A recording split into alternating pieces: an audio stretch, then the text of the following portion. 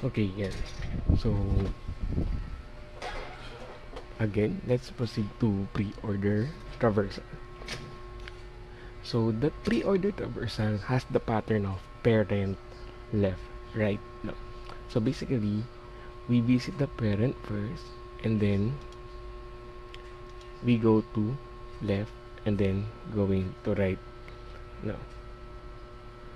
So, to do that, kung parent muna, and then we're starting with the root node, no? Since the root node is a parent node, yan, na parent node naman na siya. So, we can hide mo na yan. We display 1 dito. Followed by, next natin is left, no? So, pag left natin, parent din to. So, we display 2. Ayan. And then, pag left natin, siya na yung huli. So, we display 4. And then, we go to the right, no? So, kung 4, yung 1, 2, 4 na display na natin, ang right niya is si 5, no?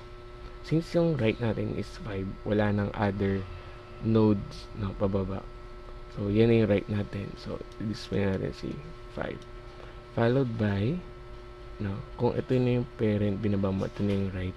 So, yung buong to, baga left na to lahat eh. So, itong buong to naging left na. So, itong part na to, ito na yung right natin. And, since isang, ano lang to, no, path, and 3, then 6 na siya. Ayan, gano'n lang siya. So, parent, display mo. Mag-move ka sa left, parent din to, display mo. Move ka ulit sa left, no. So, nagkataon siya na yung last. Siya na yung pinaka left. So, display mo si 4. Then, move ka na sa right kasi wala na dito eh. Ang right mo is si 5. No? And then, so, natapos mo na ito lahat. So, pwede ka na mag-proceed sa right sub 3. Nagkataon na yung right sub 3. Isang diretso lang pababa. No? So, kaya 3 to 6 na din siya. Okay. So, let's check kung we got the same output dito. Ayan.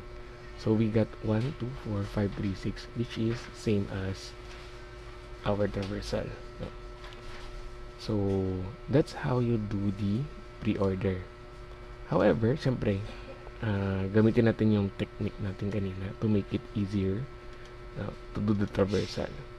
So, going back, drawing ulit tayo ng line starting sa root node around our tree. Make sure naka-wrap around yung line again sa tree. And then, from this one, no, kung ang in order ang kanyang ano is arrow up, lagyan natin ng arrow, no.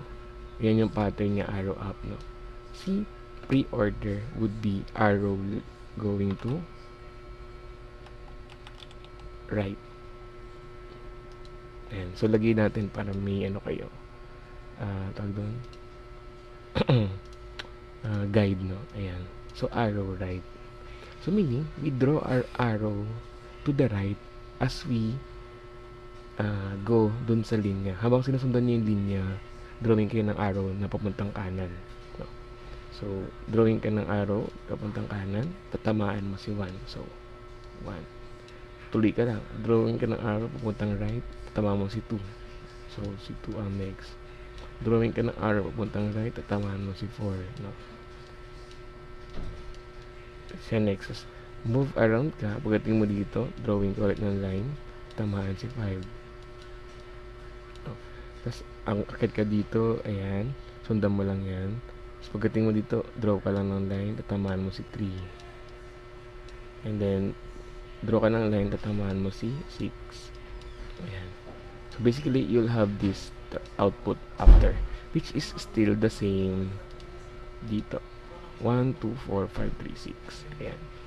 So, that's how you parang visually perform the pre-order traversal, no?